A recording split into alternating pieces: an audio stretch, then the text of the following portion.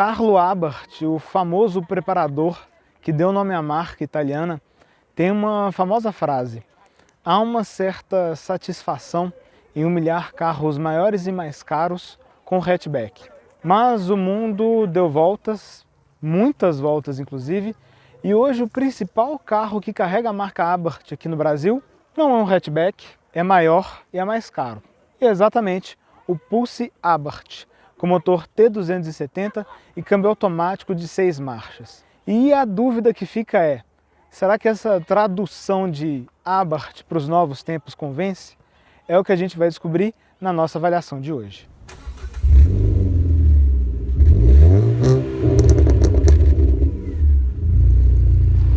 E se você for comprar um carro usado seminovo, não deixe de usar o serviço de consulta veicular Dá Olho no Carro. E com o cupom de desconto do DriveOn você ainda garante 15% de desconto em todas as consultas. Link na descrição do vídeo. O Pulse foi lançado aqui no Brasil em 2021 para ser um novo topo de linha da Fiat, trazendo um padrão novo de qualidade de construção, acabamento, tecnologia e mecânica. Pouca coisa depois do seu lançamento, o Fastback veio e roubou seu lugar, quase sendo um irmão gêmeo ali, fazendo uma dupla dinâmica de SUVs ítalo-brasileiros. Mas o Abarth, essa versão que a gente tem aqui hoje, chegou só no final de 2022, resgatando um nome que não era utilizado aqui no Brasil desde o Cinquecento e que anteriormente também foi utilizado pelo estilo Abarth, que foi lançado lá em 2002 ou 2003 aproximadamente. É interessante comentar também que em mercados internacionais também existiu o Punto Abarth e o 124 Abarth que não foram vendidos aqui no mercado brasileiro. E na época do lançamento desse carro aqui, a Fiat falou inclusive que existia a intenção de lançar mais carros desta linha aqui no nosso mercado, coisa que aconteceu depois com o Fastback, mas que por enquanto não teve novos movimentos. Quem sabe vem um 500 ou 600 Abarth por aí, não sei. Mas o fato é que a linha Pulse hoje é razoavelmente extensa e o Abarth é o topo dela. Então, você começa lá nos R$102.000 com o Drive, com motor 1.3 aspirado e câmbio manual. Você passa para o Drive, ainda com motor 1.3 aspirado, o Firefly com o câmbio CVT. Aí você entra nas versões turbinadas, sendo que a primeira delas é a versão Audace. Então você tem o Pulse Audace T200 CVT e depois o Pulse Impetus T200 CVT. Esse último, o topo de linha com motor 1.0, 3 cilindros. E claro, a gente tem o Abarth aqui, que tem a exclusividade não só do motor T270 da linha, mas também do câmbio automático AESIM de 6 marchas. Então é interessante que a gente está falando de 102.000 a 152.000 mais ou menos de preço, e 3 motorizações e 3 opções de câmbio. Então uma linha razoavelmente extensa. Mas o Abarth especificamente, ele briga numa categoria um tanto quanto cinza, quase tanto quanto a cor desse carro aqui, que é de esportivos e esportivados ali, independente da carroceria, entre os 150 e 160, 170 mil reais. Então, o seu concorrente mais direto é o Polo GTS, que é um hatch. Nessa mesma faixa de preço, você tem também o Fastback Abarth, você tem o Virtus Exclusive, e você tem até alguns elétricos, como o Hora 03 GT e o Dolphin Plus, que tem um patamar de desempenho bem parecido, todos esses carros, né?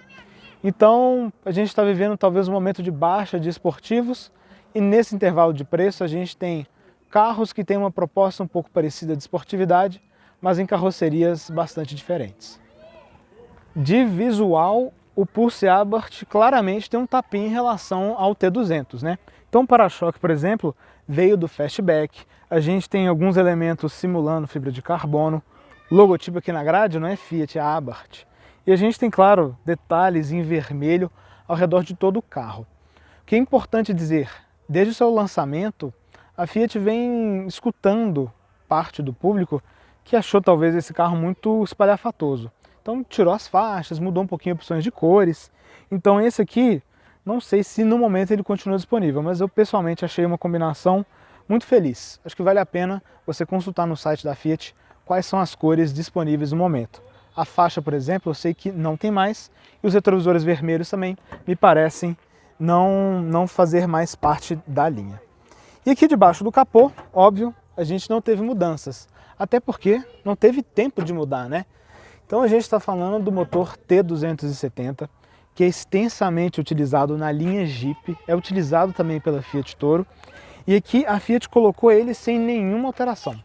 Então a gente está falando de um motor que entrega 180 cavalos de potência na gasolina e 185 no álcool.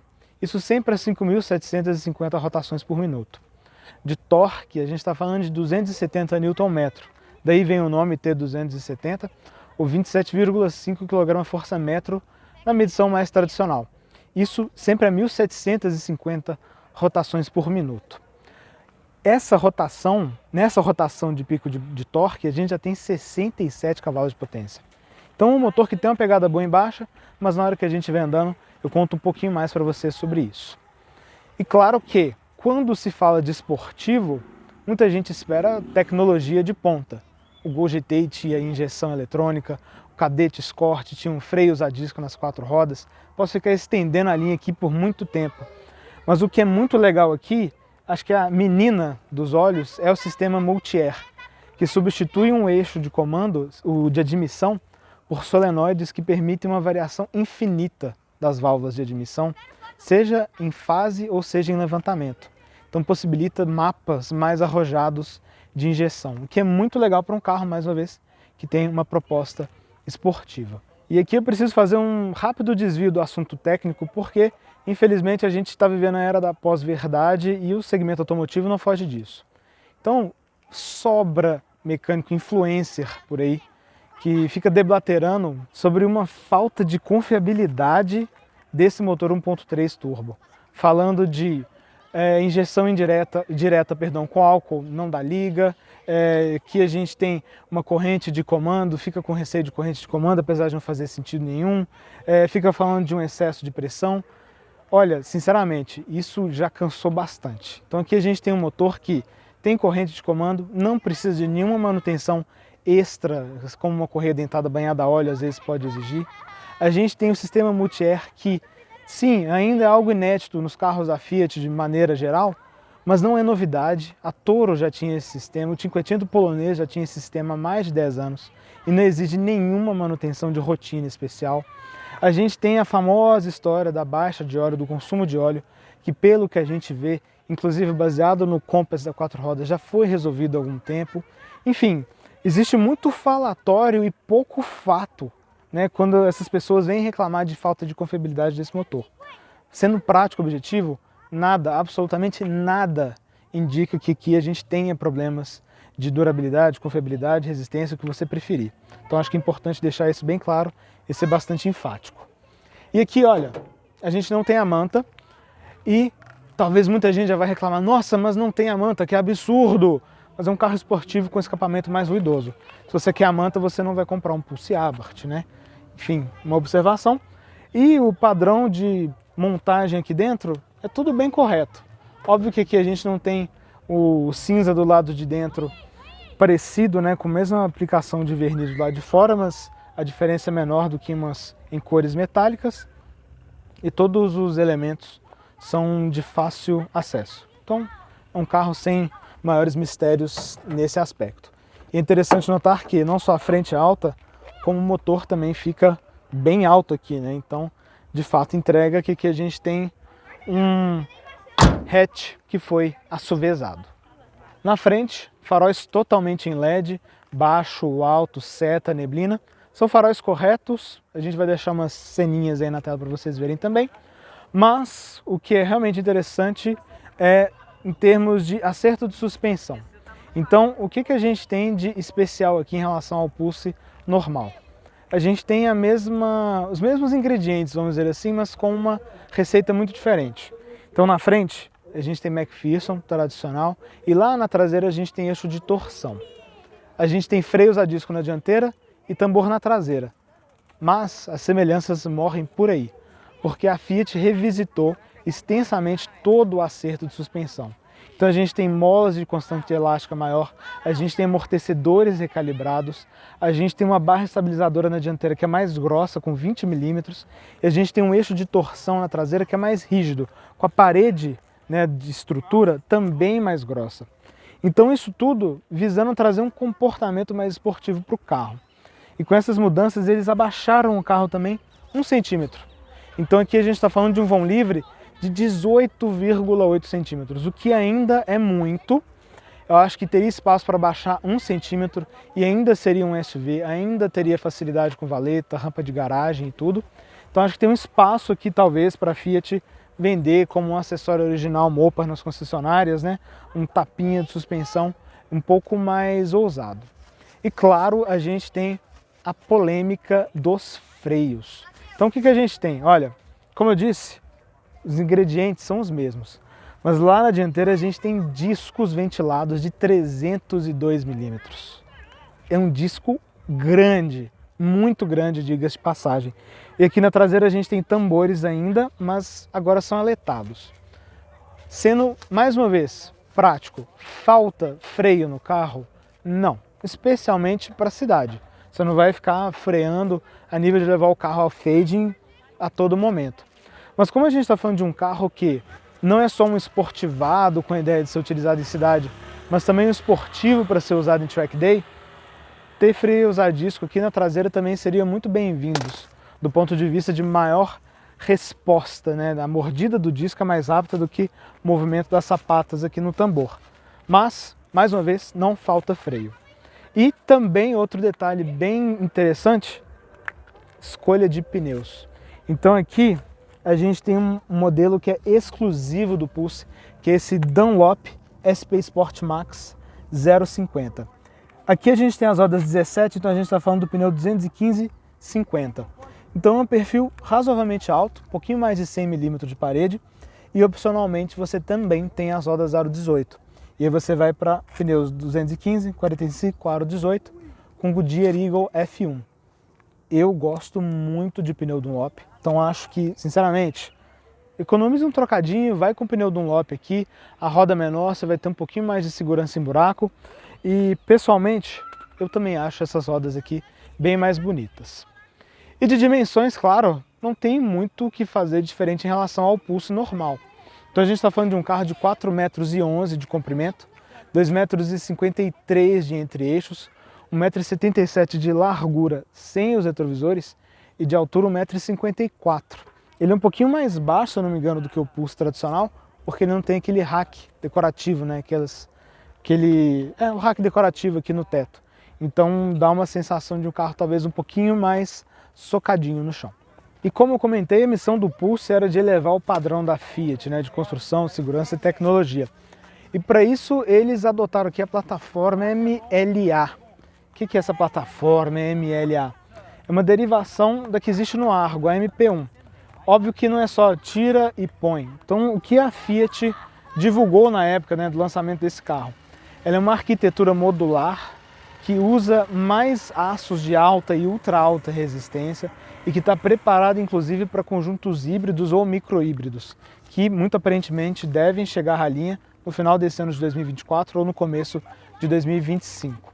E de tecnologia também a gente tem mais recursos de assistência à condução aqui do que a gente encontra nos outros carros compactos da marca. Então aqui a gente tem de série o AEB, que é o assistente de frenagem de emergência com alerta no painel. A gente tem o sistema de correção de faixa, então ele avisa no volante, também corrige se você não atuar. E a gente tem o assistente de farol alto, né? Comuta entre o alto e o baixo automaticamente conforme o trânsito à frente ou no sentido oposto. E aqui a gente tem apenas 4 airbags, então infelizmente a Fiat não levou o padrão A6, o que seria esperado nessa faixa de preço e categoria. Então isso tudo, quando você fecha esse pacote e joga no teste do Lightning Cap, a gente vê um carro da Fiat que efetivamente melhorou muito quando a gente fala em estrutura, estabilidade de estrutura. Então quando o Instituto jogou ele no paredão, considerou que a estrutura é estável, é capaz de suportar impactos maiores, cargas maiores, a área dos pés também é estável, mas infelizmente a proteção lateral para os ocupantes ela ficou abaixo do desejado, especialmente por conta da ausência dos airbags laterais. Então isso tudo, quando fechou, ele recebeu 2 estrelas no teste do Lightning Cap, que foi realizado no final de 2023. Seria interessante que, além dos 6 airbags, a Fiat pensasse em colocar aqui talvez o sensor de ponto cego ou até mesmo o ACC, que são itens que já existem aí dentro da linha Stellantis. Se por fora a Fiat realmente caprichou na diferenciação visual do Abarth, por dentro a história é um pouquinho diferente. Então olha, a gente tem esse console central que é exclusivo, com freio de estacionamento eletromecânico. É legal que em outros vídeos a gente fala de requinte e conforto. Isso aqui é muito sobre comodidade, porque você tem o auto hold e claro, você botou em P, acionou o freio de estacionamento. A gente tem essa faixa central aqui do painel, de ponta a ponta, que tem esse revestimento em vinil, que tem uma camada de espuma muito leve, muito discreta, e também essas costuras duplas aqui em vermelho. A gente tem a plaquetinha Abarth, a gente tem o friso vermelho, a gente tem o escorpião em diversos detalhes do carro, como por exemplo na manopla do câmbio, na almofada aqui do volante, que também tem um revestimento diferenciado aqui, né? Então olha, tem essa simulação de couro perfurado aqui, onde você coloca a mão, e essa parte de cima lisa. E nas portas, como a gente vai ver daqui a pouquinho, uma maçaneta Black Piano que talvez não tenha sido a solução mais inteligente. E claro, nos bancos, a gente tem essa capa que é exclusiva dessa versão Abarth, que tem mais uma vez o escorpião aqui em baixo relevo. Então, olha, eu acho que é um trabalho de bom gosto. Eu acho que esse jogo de cores e texturas costuma ser muito inteligente por parte da Fiat. Então a impressão visual que você tem aqui dentro é bastante correta. É óbvio que a aparência dos materiais é muito simples, isso é normal nessa faixa de preço, seja entre hatches e SUVs. Então é plástico, sim, claro, mas eu não vejo isso exatamente como um ponto negativo, desde que passe essa boa impressão e de que tenha uma montagem boa. Então olha, aqui a gente tem uma montagem aparentemente muito boa, melhor até do que o Compass, que a gente sempre nota isso como um ponto negativo. Mas a gente tem o clássico desalinhamento da tampa do porta-luvas. Em cada carro é de um jeito. Nesse daqui tá mais desalinhado para cá e enfim, parece que a curva do porta-luvas não acompanha do painel, né? A abertura é razoavelmente suave, então é um bom detalhe, mas realmente, olha, não é questão dela estar mal fechada. Talvez uma regulagem de batente aqui possa até resolver em uma revisão, mas é estranho que todo carro que a gente teste, que a gente veja na internet, tenha esse desalinhamento aqui da tampa. E quando a gente fala da posição de dirigir, a gente tem aqui uma limitação de projeto, que é o Pulse nasceu para ser um SUV. Muita gente discute, muita gente briga, mas a Fiat vende ele como SUV, ele de fato tem características de um. A mais óbvia delas, talvez, quando você está aqui dentro, é a altura do banco, do motorista e também do passageiro. Então olha, o banco já está regulado na posição mais baixa, mas mesmo assim eu estou muito alto aqui. Então claro que muita gente vai gostar, vai buscar isso, mas é um detalhe que não faz tanto sentido para um esportivo, né? Outra coisa que chama a atenção é que estes bancos são muito bons, sim, vou entrar mais em detalhes daqui a pouco, mas são exatamente os mesmos de todas as outras versões do Pulse, salvo, claro, a capa. Então não são bancos esportivos. Então reparem bem, olha, aqui na coxa a gente não tem exatamente um bom apoio lateral. Então aconteceu comigo hoje, inclusive, fazer uma curva, a coxa escorrega um pouco. Por mais que o seu tronco, você encontre um apoio até razoável para um carro que não tenha pretensões esportivas, né? Que ele poderia ter um pouquinho mais de apoio. Mas, definitivamente, é um carro bem acertado em ergonomia. Então reparem, vou ficar bem correto aqui. O banco tem um comprimento bem legal. Talvez ele pudesse ser um dedinho mais comprido, mas ainda é muito bom. A gente tem um bom apoio de pé aqui, que não fica tão adiantado, então o joelho não fica tão flexionado.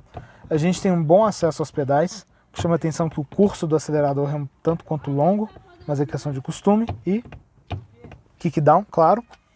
A gente tem um volante que tem regulagem telescópica, né, de altura e de distância, num campo muito bom.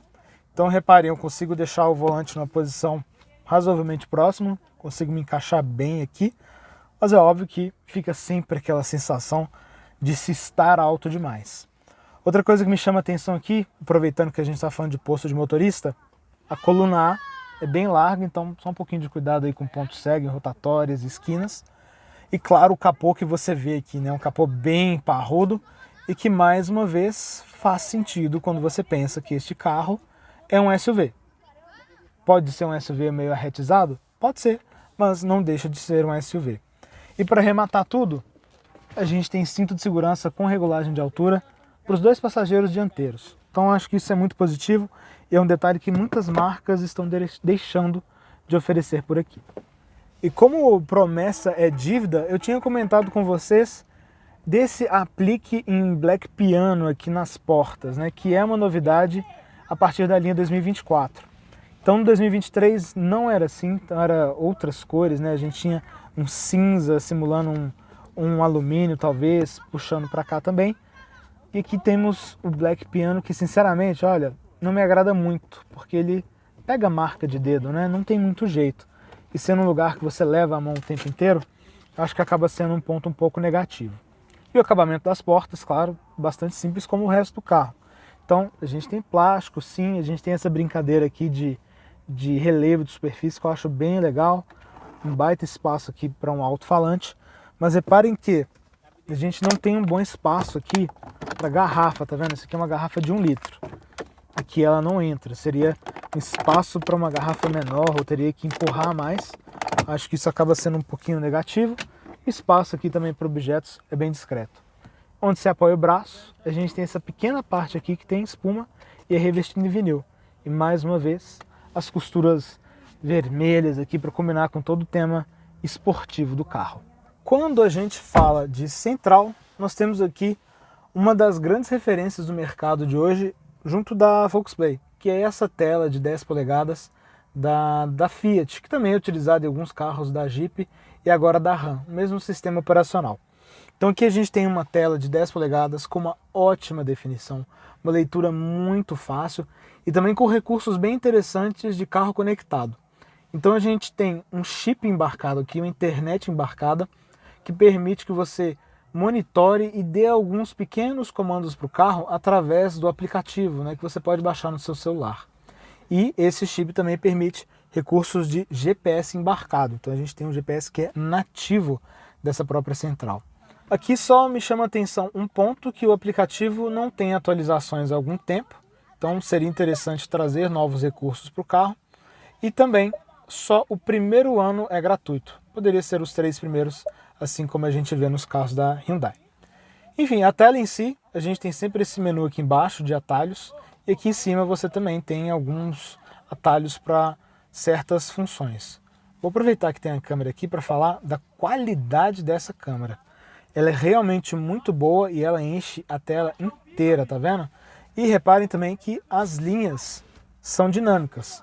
Então aqui a gente tem o sol se pondo ali, mas mesmo assim a definição ainda agrada bastante. Então, de fato, uma ótima câmera de ré.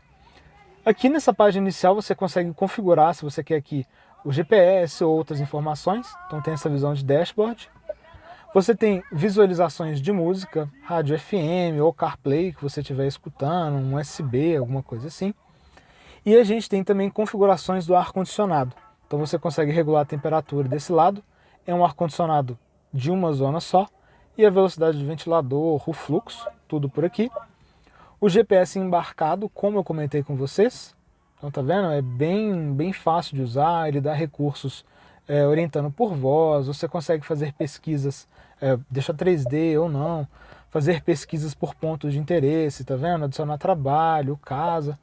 Então é um bom GPS, que você tem a gestão de dispositivos, você consegue conectar vários, né, aparelhos.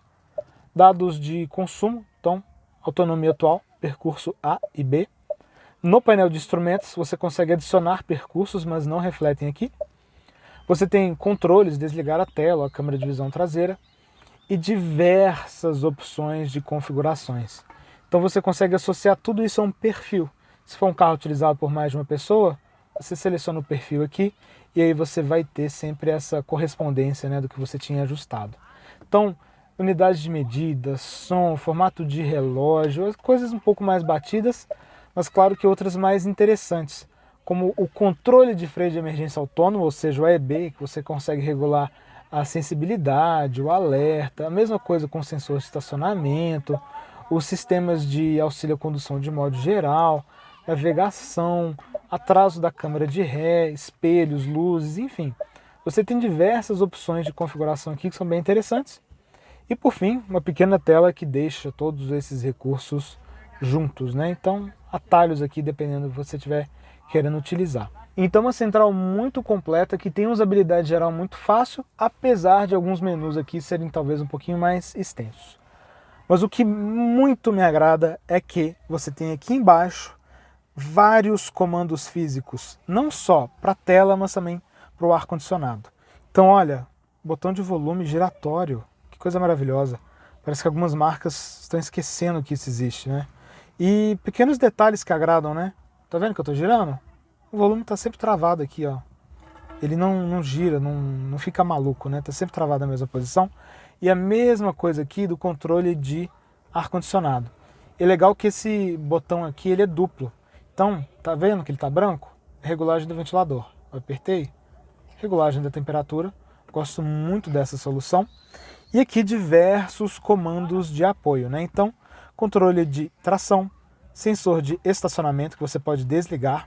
Aqui a gente tem o assistente de permanência em faixa, botão de mudo, desligar a tela, trava elétrica e aqui comandos do ar-condicionado, né? Então eu gosto muito desse pequeno painelzinho de comandos aqui, que eu acho que é muito fácil você utilizar no dia a dia, né? Só com a mão aqui, é intuitivo, fácil, é natural. Então realmente eu acho que foi uma sacada muito inteligente da Fiat aqui. Se na central multimídia a gente tem essa bela tela de 10 polegadas, aqui no painel de instrumentos a gente tem uma solução mais simples, uma tela de 7 polegadas que não tem a mesma vivacidade de cores, de brilho e leitura, mas é uma tela com bons recursos também. E nessa primeira página você tem 3 opções de visualização. Então essa que eu mostrei para vocês, que seria um pouco mais de desempenho. A gente tem essa que é só o conta-giros, com o velocímetro ao meio e a seleção de marcha. E a gente tem essa que é o velocímetro, marcha e um econômetro, que não é por número, né? É uma escala aí de menos ou mais econômico. Aqui nesse canto a gente tem o indicador do sistema de permanência em faixa. Então dependendo ali se você estiver próximo, ele fica amarelo ou fica verde, vai indicando ali a oscilação do carro. A gente tem uma segunda tela de consumo aqui, eu gosto muito dessa tela, porque você tem a medição padrão A e B. Então essa A aqui a gente está usando, essa B aqui a gente está usando, e você consegue criar novos. Então, por exemplo, eu quero zerar esse C, ok. E se eu quiser criar, eu apertei ok, eu posso passar a página, criar mais um, e a gente tem também percurso desde abastecimento, que eu acho que é muito interessante, e o histórico nos últimos 20 km. Isso aqui é muito legal, especialmente se você está fazendo uma viagem na estrada, muda o ritmo, você consegue ter um acompanhamento de como que está, né, o consumo em cada um dos trechos. E para zerar, como vocês viram, olha, não tem mistério nenhum, só segurar aqui o OK e feito. Descendo, você tem uma tela aqui de pressão dos pneus, monitoramento é indireto pelo sensor da ABS, então ele não dá aqui a pressão exata. Indicadores de quanto tempo falta para revisão e odômetro total. Esse é o caso do carro aqui nessa situação. E assistência de direção, que é exatamente esse pequeno indicador que eu mostrei para vocês mais em cima. E aqui algumas configurações de segurança bem limitadas, o alerta de velocidade, desativar o airbag dianteiro em caso de cadeirinha, e configurações, né? Então, por exemplo, na tela principal, se você quer mudar os elementos que eu comentei com vocês, a intensidade da iluminação, os sons, os volumes do alerta, né? Então, algumas rápidas configurações e de volta aqui à tela inicial. O que é interessante comentar que quando você está com o cronômetro ligado, reparem a cor aqui na lateral. A cor muda, tá vendo? Então isso aqui é para facilitar uma direção mais econômica. E também muda quando você está com o modo Poison ligado. Então era para ser um vermelho, mas ficou um pouco rosa aqui nesse caso, né? Do lado esquerdo, temperatura do líquido de arrefecimento. Lá do lado direito, nível do tanque. E tudo isso é comandado pelo volante multifuncional. Então aqui do lado esquerdo, comandos de telefonia, do computador, como eu mostrei para vocês. Aqui do lado direito a gente tem do piloto automático, borboletas. E aqui atrás, escondido atrás dos raios, comando de volume e de faixa. Muita gente não gosta, mas eu pessoalmente gosto. Nunca tive problema com isso. Desde que isso surgiu, se eu não me engano, o primeiro carro da Fiat com isso foi o Argo ou talvez o Journey, dependendo do que você chama de carro da Fiat. E aqui, claro, a gente tem o modo Poison no volante, esse botão, né, bem chamativo, que altera parâmetros de mapa de câmbio, mapa de acelerador, peso da direção e faz entrar também em ação o vetorizador de torque, que eu mostro um pouquinho melhor enquanto a gente estiver andando. Então é legal que traz uma coisa de esportividade, né? Tipo, vou brincar. Coisa de carro de corrida mesmo, né? Apertei o botão vermelho, o carro vai andar mais. Inclusive, a grafia no painel de instrumentos também muda. As borboletas, como eu comentei com você, mas você pode também trocar de marchas aqui pela manopla. Então você puxa para o lado esquerdo, você tem a redução para cima e a troca ascendente para baixo. Padrão inverso do que muita gente acha mais normal, mas tudo bem também. E aqui, nesse espaço, a gente tem duas tomadas USB, elas são iluminadas, uma USB do tipo padrão, outra USB do tipo C, e aqui a gente tem uma base de carregamento por indução. O que eu acho muito legal aqui, que para mim inexplicavelmente ninguém fez igual. A gente tem uma base que tem uma potência de carregamento bem razoável. Como o celular esquenta, tem uma saída de ar-condicionado aqui. Então você consegue deixar seu celular aqui por horas a fio. Já fiz viagem de 8 horas com o meu celular carregando aqui, ele não fritou, não teve nenhum problema de espelhamento. Então acho que isso é uma solução muito legal nos carros da Stellantis, que eu faço questão de falar sempre que a gente encontra um carro com ela. Mas, aqui no meio, a gente tem um porta-copos, também um pouco limitado, né? De fato é um porta-copos, não um porta-garrafa. Então, nossa amiga garrafa de 1 litro não tem lugar nesse carro, mas é legal que ele é removível. Então você aperta, né, um pequeno gatilho aqui e você tem acesso a um pequeno alçapão. Então olha, tá vendo? Até onde meu braço vai. Então realmente é um espaço bem interessante, bem legal. E aqui tem um pequeno tapetinho, né, um feltro, para evitar que as coisas façam barulho. Um apoio de braço que tem regulagem de distância. E aqui a gente tem do lado de dentro dele um pequeno porta-lenços, que eu achei bem peculiar. E também um baúzinho de profundidade bem razoável. Então olha, com o punho fechado, também uma profundidade bem legal. Uma novidade aqui para essa linha 2024 é que agora a gente tem um revestimento um pouco mais cuidadoso aqui. Então no 2023 era só um vinil direto no plástico. Então agora ele é bem espumado, inclusive. Eu acho que isso é um ponto bastante positivo, porque é um lugar onde você apoia o braço o tempo todo quando você está dirigindo, né? Então o cotovelo aqui você tem um pouquinho mais de conforto quando você tem essa espuma. De equipamentos também é um carro bastante correto. Óbvio que, como eu comentei com vocês, faz falta os 6 airbags e talvez o ACC e sensor de ponto cego, mas o que muita gente pede e que eu acho que realmente seria bem legal, teto solar, que é uma marca registrada de carros esportivos da Fiat há muito tempo. Um no 1.5R tinha, 1.6R, turbo, Tempra turbo, estilo Abarth com aquele teto Sky Window, enfim. Infelizmente não existe nem como opcional na linha Pulse ou Fastback hoje. Mas tirando isso, é um carro muito bem equipado de modo geral. Tudo que vocês viram aqui é item de série. Os únicos opcionais, roda 018, que eu comentei na hora que a gente estava contando um pouquinho de suspensão. Aqui atrás a gente tem um bom espaço, então esse banco está regulado para mim, tem 1,77 m de altura e olha, tem um espaço muito bom para o joelho, coisa de mais de 1 palmo, um espaço bom para os pés, para cima e para os lados, então aqui no meio também consigo brincar de capoeira. Um túnel central que não é tão elevado, então não atrapalha muito o terceiro passageiro, e 2 saídas de ar, mais outra dupla de entradas USB tradicional e do tipo C. O espaço para a cabeça é correto, então eu tenho 2, 3 dedos aqui. E chama atenção como você se senta muito alto aqui, então você quase vê por cima, né, dos bancos dianteiros, dependendo da regulagem de quem estiver sentado aqui na frente. Mas o que costuma ser um ponto negativo nos carros da Fiat aqui não é diferente, o banco é curto. Então as coxas elas não têm tanto apoio, o que pode ser um ponto negativo quando você está falando de viagens mais longas, né? Então, reparem, é um banco bastante curto realmente. Isso traz uma sensação de, apesar de não ser um carro de pouco espaço, uma sensação de que talvez ele não te receba tão bem. Padrão de acabamento das portas, a gente vê exatamente o que a gente vê na frente, com exceção do black piano nessa parte, do revestimento em vinil, que não existe também aqui no Pulse Abarth, só no Fastback. Então aqui é direto no plástico. E um pequeno porta-objetos aqui, né? Que se não me engano acho que cabe até uma garrafa. O vidro desce praticamente 100% e o ângulo de abertura da porta também é bem correto. O assento aqui atrás é um pouquinho mais firme, acho que talvez possa incomodar também em percursos mais longos. E o desenho do banco não é daqueles que abraça muito na lateral mesmo, quem está sentado aqui nas laterais e atrás, né? Então é um carro que permite um certo escorregamento de um lado para o outro. Os apoios de cabeça são do tipo vírgula para todos, como vocês podem ver, e ele não é um carro exatamente largo, né? Então reparem, razoavelmente estreito aqui, né? Tem uma facilidade para chegar do outro lado. Mas a gente tem uma pequena luz de salão aqui, não são luzes de leitura individuais, e a gente tem as alças. Então não tem retorno suave, mas nós temos as alças, que são pretas, obviamente, combinando com o teto preto dessa versão. Lembrando, são alças para quem está aqui atrás e também para o passageiro dianteiro aqui do carro. Aqui na traseira a gente também tem algumas diferenças em relação ao Pulse normal. Então olha, esse para-choque obviamente ele é exclusivo, ele tem essa simulação de extratores aqui, ponteira de escapamento dupla mais chamativa.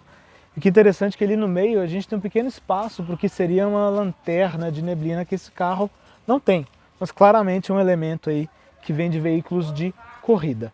E o que é legal também é que, olha, o farol não está ligado, então ele tem um DRL na lanterna traseira, né? Então é um detalhe visual que eu acho que fica bem interessante. E claro, né, como vocês já viram no resto do carro, a gente não tem Fiat, a gente tem Abarth. Mas, óbvio que, como eu comentei, sem mudanças de estrutura, a gente não vai ter nenhuma diferença de espaço até no porta-malas.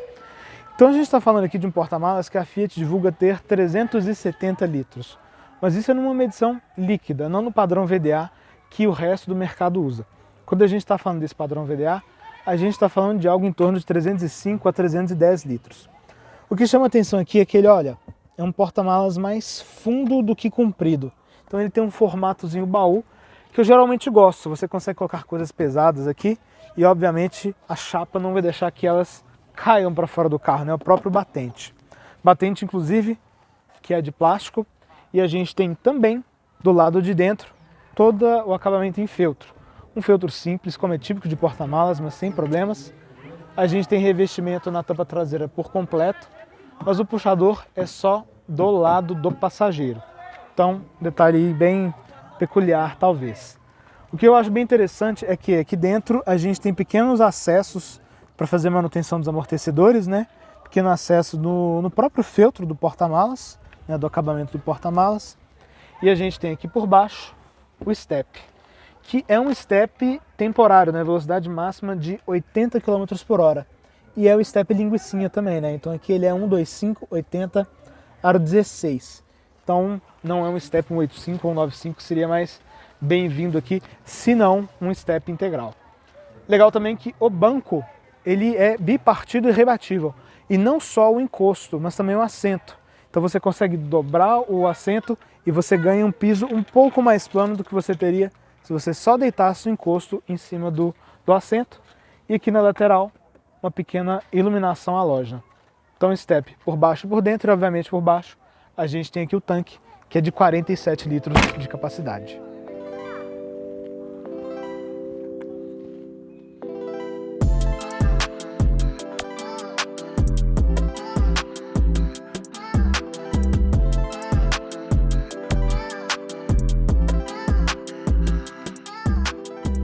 Vamos então à nossa volta com o Pulse Abarth. E a primeira coisa que eu quero mostrar para vocês, não sei se daqui de dentro vocês vão escutar bem, é o ronco na hora que a gente dá a partida. E é justamente nessa faixa que o escapamento se faz mais presente. Então, vê que já nesse momento o Pulse conta que de fato tem uma coisa diferente aqui que não é só visual.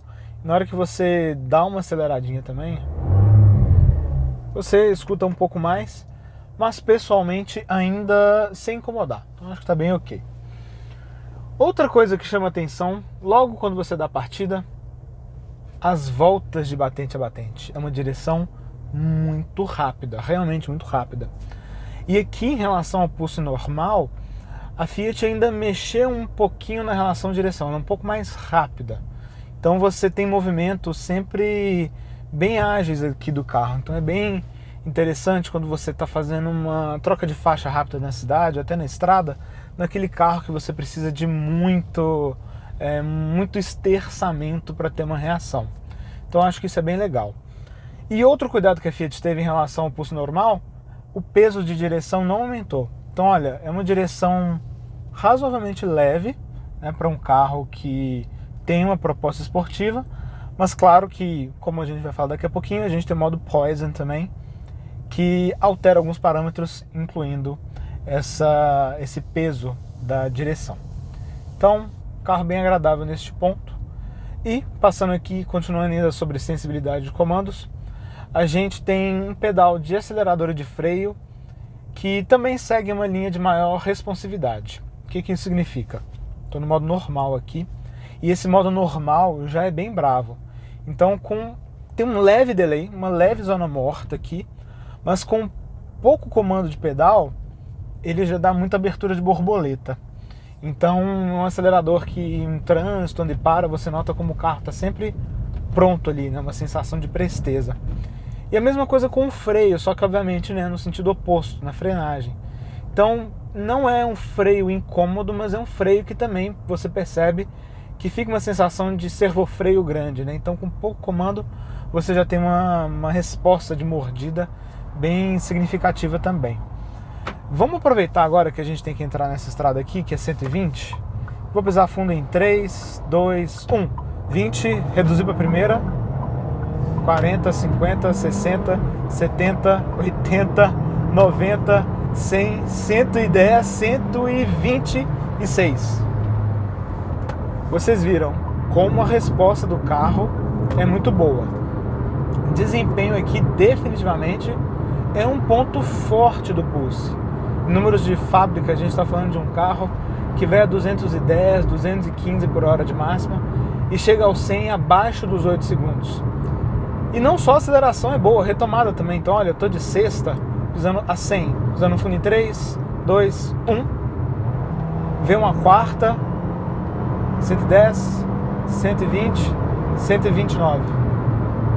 Realmente, resposta que não falta em momento nenhum. Mas é interessante notar como o comportamento do motor ele remete um pouco a carros turbinados mais antigos. Então, claramente, quando você abre o capô e olha, você vê uma baita de uma turbina ali. E óbvio que turbinas maiores precisam de mais giro para encher.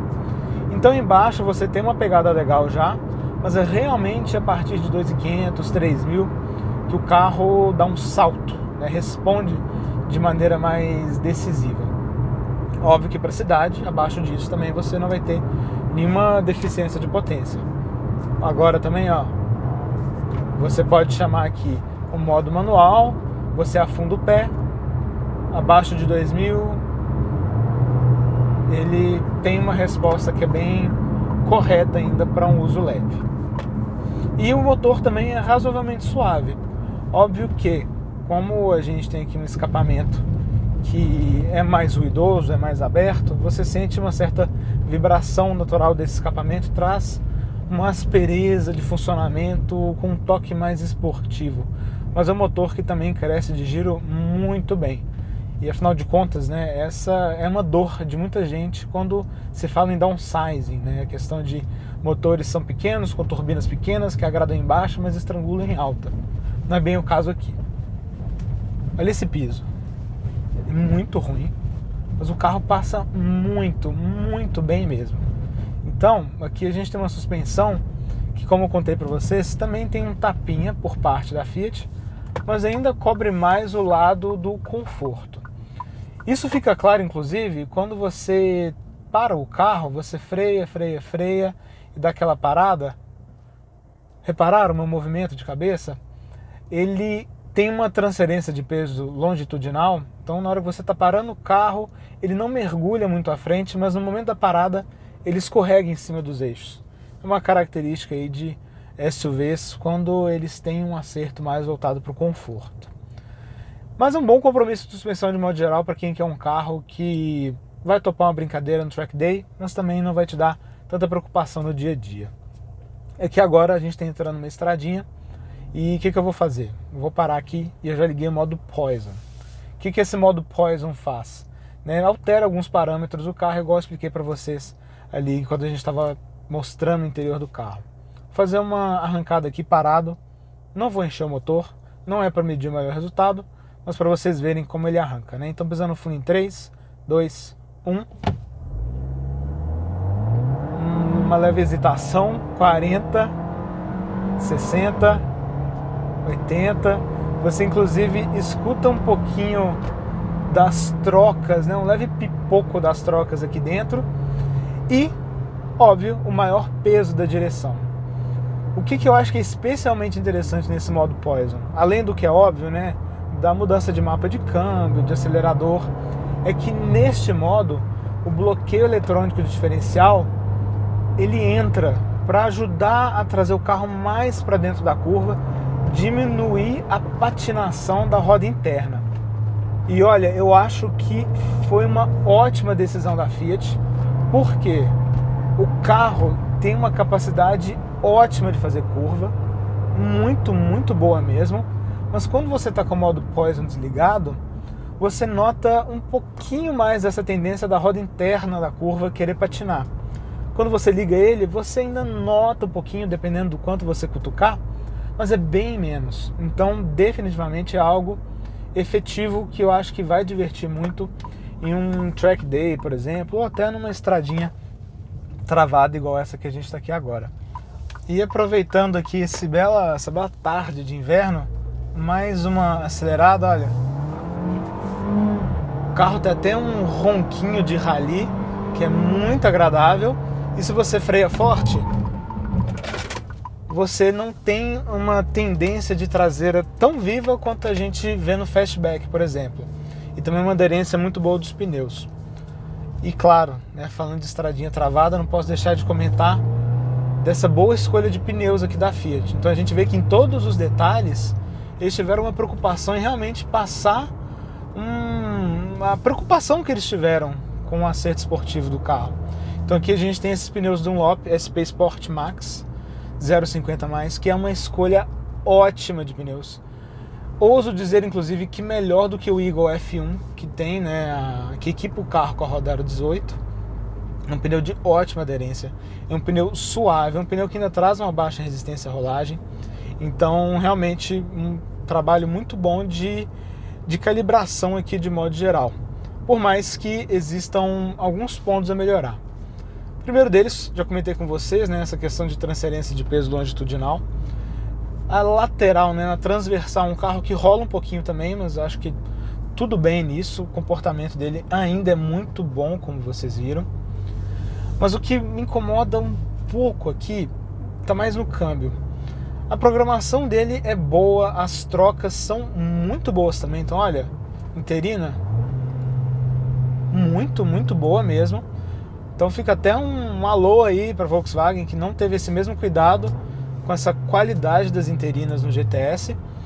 Mas é um câmbio que tem um conversor de torque que trabalha muito aberto.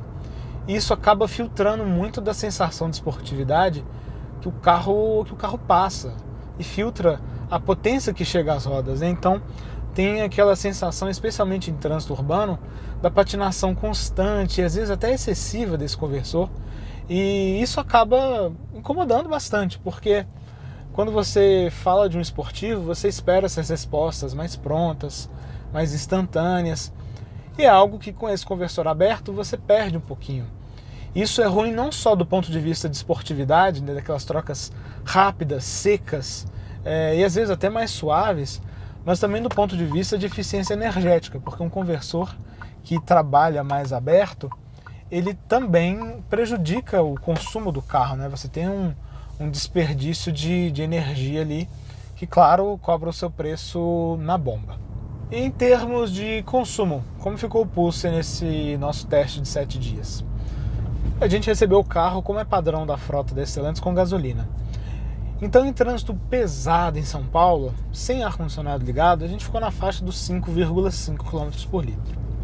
Quando você fala de um trânsito médio, né, com ruas de bairro, algumas avenidas, anda e para, mas sem travar muito, na faixa dos 8,5, chegando até 13 quando você está em condições de trânsito livre, avenidas de 50 e 60, com poucos semáforos ou sem nenhuma interrupção em cruzamento. Em vias expressas deu para chegar perto dos 19, 20 km por litro aqui, andando estável entre 70 e 80 km por hora. Em estrada, aí com o ar-condicionado ligado, andando a 100 na faixa dos 17, andando a 110 na faixa dos 16 e andando a 120 na faixa dos 15. Então, é difícil esperar baixo consumo de um esportivo, mas de fato aqui ele é um carro um tanto quanto gastão, especialmente com gasolina. E essa é uma característica desse motor T270, independente da sua aplicação. Então acho que a Fiat poderia pensar talvez em um start-stop, talvez para o futuro uma desativação de cilindros. Eu acho que tem espaço aqui para manter esse bom caráter de esportividade sem perder um lado de eficiência energética, né? E aproveitando aqui, chegamos junto do Lucas, vamos terminar a nossa volta aqui com o Pulse Abarth. Bem, feito o nosso passeio aqui com o Pulse Abarth, vamos agora aos pontos positivos e negativos que nós levantamos aqui como os mais marcantes desse carro. De pontos positivos a gente trouxe dois. O primeiro deles, acho que é muito óbvio, desempenho. É um carro que tem sim um desempenho muito bom.